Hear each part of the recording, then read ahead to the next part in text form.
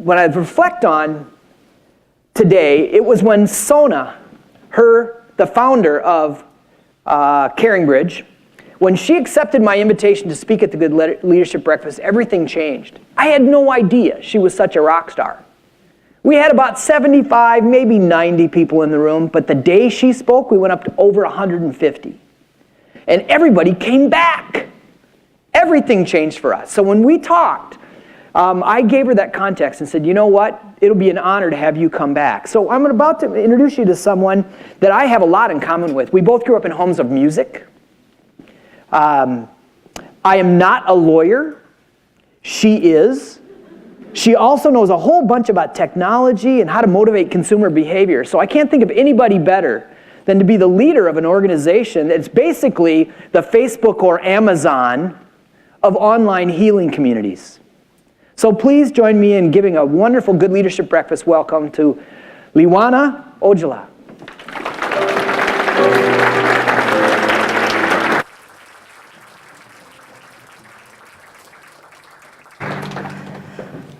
Good morning. Thank you so much for coming bright and early on a Friday morning. I appreciate that very much. And thank you, Paul, for having me here for this conversation. I also want to thank Jim Nelson. Where are you? Jim. He's the one who invited me 2 years ago to come to this breakfast, so thank you for inviting me. So Benny, you started me off fantastic this morning because I love music, and music has been, and I love Gershwin, so music has been a very important part of my life, and I grew up with it. My mom was a musician. She came from the Philippines in 1967 to New York City, and her instrument was piano, and then my father was an engineer. He came in 1968 as an immigrant to New York. Didn't play any instruments, was absolutely terrible at instruments, but he loved to sing. So I grew up in this environment where there was always music in my household. And I learned to play the piano and the clarinet. I never got to be an accomplished musician, but sometimes it's so ingrained in me that I think in terms of music. And I started thinking about preparing for this talk today. And of course, Harvey and Irma is happening, and the kind of music that was coming to my mind were things that were very destructive, and so I thought, well, let's move away from that. But there was a nice medium that came to my mind, and that was the 1812 Overture, which is, I see some nodding when I say that. Do you know the 1812 Overture? Okay, so for those of you who are shaking, don't know that, it's by Tchaikovsky. It's normally played at July 4th when the fireworks come out, and it goes da da da da da da da da da da, and then it goes dun dun dun dun. So you know it, and you know it. Didn't bring an instrument, but and this music kind of came to me, and I started thinking about what most people don't know is this music actually starts very softly with a couple of strings. So it's very sweet in the beginning of the song. It's a 15-minute piece by Tchaikovsky. He actually performed it in 1891 at Carnegie Hall. He was the first major European composer to perform a piece at Carnegie Hall. And it starts very soft, and it's very sweet. And then it starts to build and build and build, and the woodwinds come in, and the brass starts to pick up. And around minute 9, it starts to become more urgent, much more quick. And then all of a sudden, in minute 14, you start to hear these cannons and these cymbals, and it's like, what went on here? This is a beautiful piece of music. This had this whole story. And each of the musicians that play this piece play a very important part of the community of musicians who create this music together. And the cannons and the trumpets and the woodwinds and the sweet strings in the beginning all play a very important part of creating this together. And what on earth does this have to do with CaringBridge? Well, CaringBridge is a location that allows the music of the community to be played, and we each play a part. And each of the parts are very important. So when you think about yourself in a community around someone who's a patient or caregiver, your part, whether you're a violinist or you're the canon at the end or the cymbals, is actually quite important. And for 20 years, CaringBridge has been this location where people can share a story about a health journey. Started right here in Eagan, Minnesota, as Paul mentioned. And Sana, who was our founder, and I completely agree, is awesome.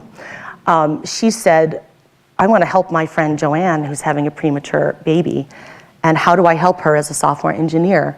This was 1997, pre-Facebook, Twitter, Snapchat, Instagram, pre-pervasive use of digital and communication. And she said, I'll create this location where I could care for Bridget.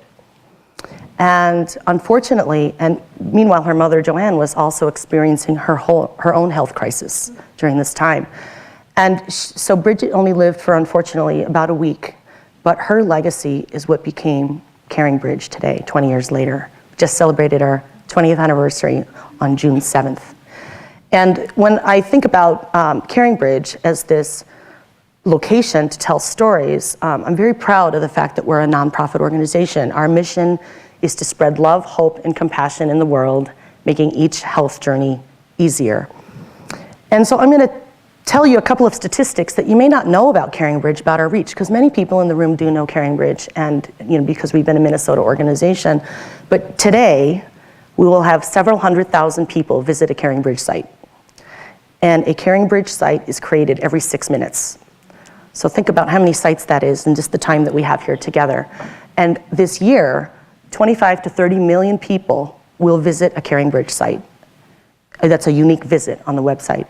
And so when I think about that, and I think about the reach we have, it's really awesome. It's really wonderful what I get to work on, and it's a huge privilege. And how did I even get here? Well, I've been a business executive and a lawyer for about 20 years. I've never spoken anywhere where I got music when I walked up on a stage, by the way. I just want to say that, Benny. Never. But so 20 years, and I've worked in startups. I've worked in a lot of the last 15 years I spent as a digital executive. And so I've been running operational businesses. I've worked for large organizations with large divisions of organizations. And when I left my last job, which was running multi-channel strategy for a large retailer, I really took deliberate time off, and I took stock of how I was spending my career. And I'd been developing some talents over the last 20 years that I was very proud of, and I wanted to propel it into something positive. And so I started thinking about, well, I'd like to stay in digital because I get really jazzed about what's happening in the digital world. I'm very interested in healthcare because there's a lot of innovation happening in digital in that space in a very fragmented way across networks, but not a lot of direct-to-consumer type innovation in digital that's happening. And just at that moment when I became open to thinking about what's next for me, fortuitously a recruiter called me about being the COO, which was an intentional succession plan for the great work that Sana had been doing for 17 years. And I feel very fortunate that I discovered what mission-driven work really meant, because I took the job because of the healthcare and the digital and developing a strategy and a vision for a digital organization. And then it was lucky that it was also mission-driven. And I thought I got that when I took the job. But the truth is, I did not. I did not understand that. And here I am 3 years later, and I think I understand it a little bit more, because I didn't realize that I was going to get to work on building communities in digital to lift the human spirit. Are you kidding me? I mean, no recruiter ever came to me to say that you're going to work on communities in digital to lift the human spirit, to reduce isolation and make sense of the chaos for these people who need your service desperately because they are alone. 65% of the time, they're a caregiver, and they need a way to connect to their community in a way that's simple, that's fast, and that's easy. And now I kind of get it, because every time someone meets me, and by the way, when you work for CaringBridge, everybody loves to meet you and is so happy and smiling because it's such a good experience.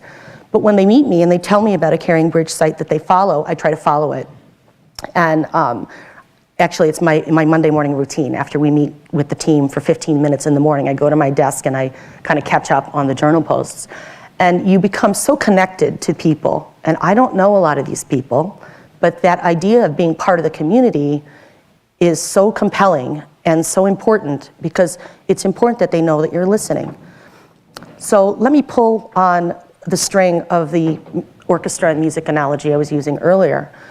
I thought about, if we were an orchestra, a CaringBridge community was an orchestra, what roles would people play?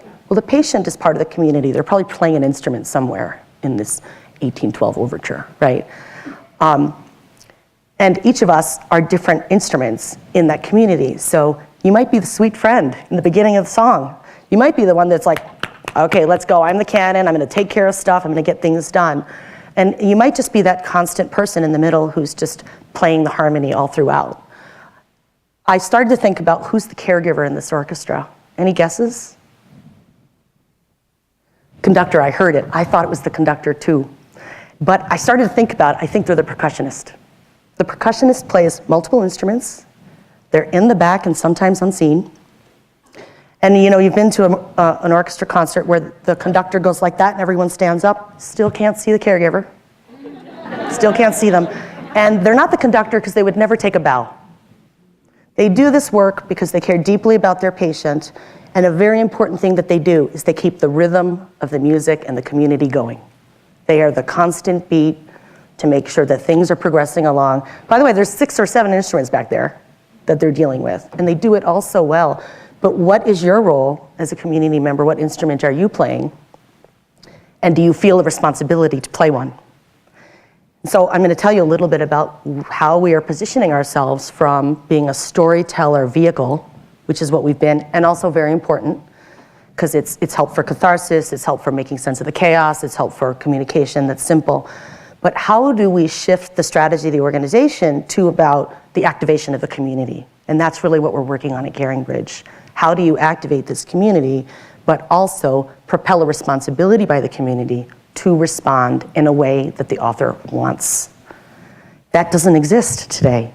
What they're doing right now is they're going to multiple different tools to sort of articulate needs. By the way, when they're doing that, they feel very guilty. Why is it that when we have such needs, we feel so guilty about asking for help? It's hard, but is there a way that we can create an experience digitally that makes it easy and removes the guilt of asking for help? So these are the kinds of things that we think about at CaringBridge, that it's not just a communication tool 20 years later. It's how do we adjust people's mentality around their importance to the community to help other people. Does that make sense? You know, when you say it out loud, it makes total sense. But we are shifting in terms of the value that we're bringing to heal communities that really need healing. And I don't mean wellness or health outcomes. There is healing that happens in these communities, just like when you listen to a piece of music, sometimes you're healed, each of the musicians doing their part. So I'm going to just shift a little bit around community, because we've talked quite a bit about the importance of community this morning. And for me, this might be provocative for someone who's been in business for 20 years, but I have literally never done anything in my life without the strength of my community. I started talking about my parents right out of the gate here. Me being here and what I get to work on, and being a parent and a wife and a friend to others, my life would be very, very different if my parents never came to this country and lived the life that they had to allow the opportunity for their children, like many of you whose parents or grandparents or great-grandparents came. So that community was actually quite impactful for me in terms of what I'm here doing. I take responsibility for all my failures and mistakes, but they really helped propel me to position me to have a great education, great opportunities. And then beyond my family, when I think about the mentors that I've had in my professional career, who have been so generous with providing me guidance along the way. And even the idea of going to a nonprofit job I was very, very much encouraged by my community, and I'm very grateful for that. I was very, very close to accepting another job that got recently purchased by a very large online retailer as an executive, and I was very close to the end of that process. And I told them that I had to turn that job down because I wanted to work at CaringBridge. And the hiring executive said to me, "Did you know that my mom had a CaringBridge site for her breast cancer journey?" And I said, "I didn't know that." And he said, "You absolutely need to take that job." And so I think about people like that in the community who isn't necessarily a friend, but people all around you. There's a way to learn, and it's been very, very impactful for me. Can't talk about CaringBridge without talking about the team. We have a 40-person team, very small relative to the reach that we have nationally, internationally. And we are also a community of people who care very deeply about our mission. We also have a community of donors. 90% of our funding comes from individual donations of $63 who care deeply about what we do. 80,000 people will make a donation to CaringBridge this year. That's very unique for a nonprofit. Some of you who are a nonprofit are like, wow. But yes, that community propels what we do, and they are a very important community that we also that I'm also a part of and share. Paul's talked about how goodness pays. If you've, he said it this morning, but he's also said it lots of other times in this series, and that is absolutely true for me. And the difference is, in this role, is that my currency is very different than what it used to be before. So my currency is really the feeling that I'm helping a patient or caregiver in their community today. My currency is that I feel so satisfied about the ability to utilize my skill set for something very meaningful. And the idea that I get to work on that every single day is a really important way that I think about richness. And I've never been so rich in my life, really, as a professional. And I think I might be the richest CEO in digital, for sure. So I think it's just shifting the possibility in your mind of what is important to you and why, in order to determine how rich you really are. And that's been a huge shift for me in my career these last few years here at CaringBridge. So I want to just close with going back to our analogy and 1812 Overture. And so for those of you who know the music, I'd ask you to please listen to it again from the very beginning, not just the booming canon part. But when you think about that, close your eyes and think about what role you are playing in someone who is going through a health journey right now. And the violin that's very sweet, and the beat that's being created by that caregiver, and the aggressive friend who comes in and is just going to get it done right at the end, they're all very important. They all play an important role. And how can you be part of that community, playing whatever instrument your skill sets and your compassion propels? And are you playing at all? Because the patient is in that community too, and so is the caregiver, and they are listening. Thank you.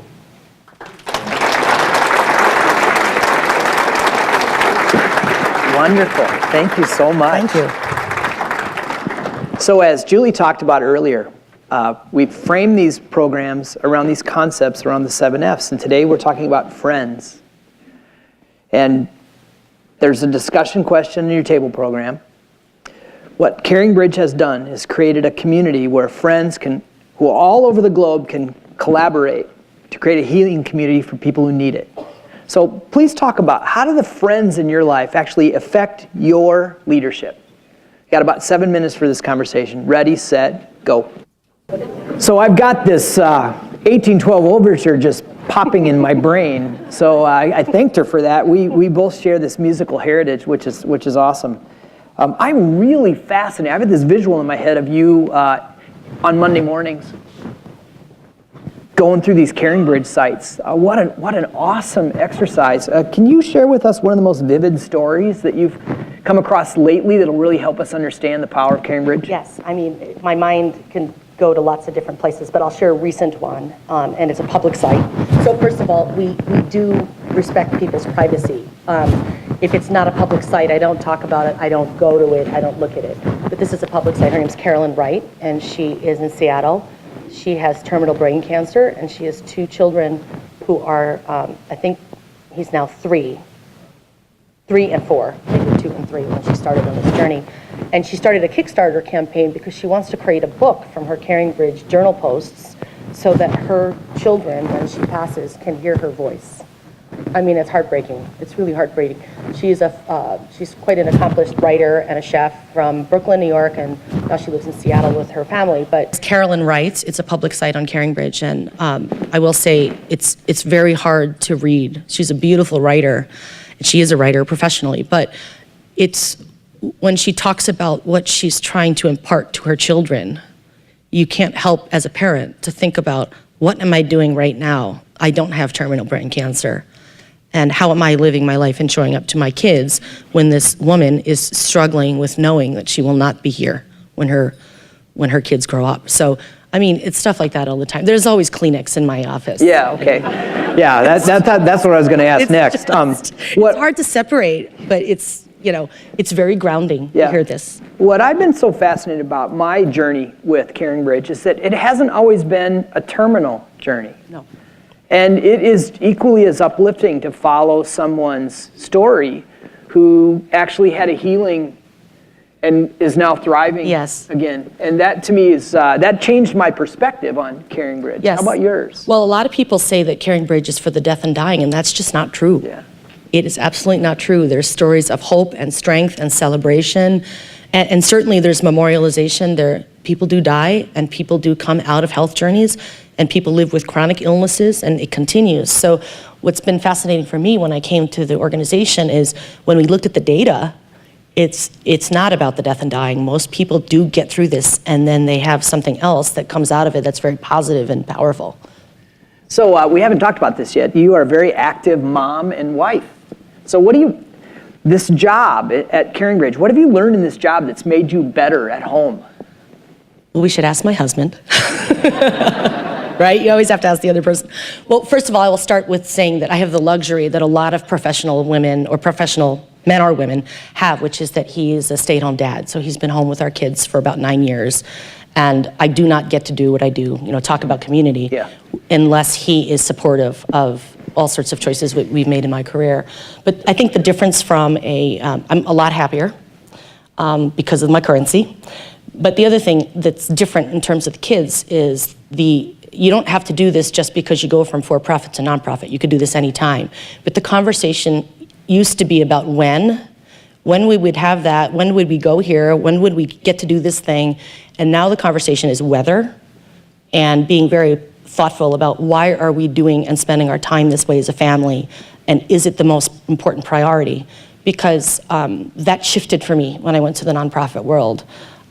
Just frankly, because the compensation structure is very different in the nonprofit world, and there's a practical aspect to that. But I think it's been a gift for me as the mom to be able to have a different kind of conversation that is more deliberate about how we spend our time as a family. Yeah, very good. Thank you. So the group here was talking about their friends. So how are your friends alive in your leadership? They hold up the mirror to me. The mirror. And they're all holding it together. And sometimes when you're in crisis or even when you're celebrating, you get a little bit full of yourself. And when you're down in the dumps, you're lower than you really need to be because, life's not over, right? So what I think about my friends and the circle that they create, supporting me, they're holding up the mirror to let you look at yourself and say, this is your reality. This is really you. And, hold yourself to the standard that you've set for yourself. So they're a very important aspect of my life in holding up the mirror and letting me see myself for what I really am versus because you could easily spin into different places, high or low. Yeah. And I'm very grateful for that. Yeah. Well, so one of the things we're learning about this journey of studying goodness is that it seems to pay the most under the biggest challenges. Yes. And that if we can focus on this idea that goodness pays in the hardest situations, that actually can be one of our finest hour. What are the biggest challenges you're facing right now as a CEO at Caring Bridge? Well, we are a nonprofit, and so we have to work with limited resources. That's not new to the nonprofit world. I've certainly worked for businesses before where there's limited resources and you have to make challenges. But I do think it's back to what you said earlier around the idea that Caring Bridge is for a certain health state or situation in life, and that's not true. We have lots of people who break a leg and then are fine. We have people who, we certainly have a lot of people who have cancer. There's a lot of people who are caring for an aging parent and the caregiver, and they are using it to make sense of their own chaos that's going on with the natural burdens that happen with being a caregiver. So I think the challenge is that we're kind of a hidden secret, and we want to stop being a hidden secret because we think there's a lot of people who need us. And another thing that you said earlier that was interesting, it's not just for the patients and caregivers that the healing happens. The healing happens for the community, and that is another reason that we need the service because you don't know what to do, and sometimes you're paralyzed, so you do nothing. And that's maybe the worst thing you can do. You're not playing in the instrument. You're just watching what's happening in the music. So that healing it's not immediately aware of you. You're not getting that from Facebook, for example. There's no healing happening when you're looking at political discourse or dancing cat YouTube videos. I know you're watching them. Yeah, that's right. But so it's not the same thing as being at Caring Bridge and feeling this strength and power that comes from community. So we want people to be aware of that. And I think the way that people could help is really tell people about CaringBridge when they are in that moment of need and wanting to strengthen their community because they're going through a health journey that's very difficult. So it just begs the question, what can we do to help you? Tell a friend about CaringBridge. Tell a friend. It's the number one thing we can. It's actually the number one way that we have grown to the size is that people tell others that I used the service and it was really helpful. It was secure and safe and it wasn't cluttered with anything other than this health journey. So if you know someone who could benefit from our service, please tell them. Mm-hmm. And we can also join that $63 contribution. Absolutely. Join the 80,000 people. That's a just amazing number. Mm-hmm. Well, thank you so much for being here. We're so blessed. And now all of us are we have a renewed interest in Tchaikovsky now. Great. Yeah, so please give it up for our friend Liwanag. Thank you so much. Mm-hmm.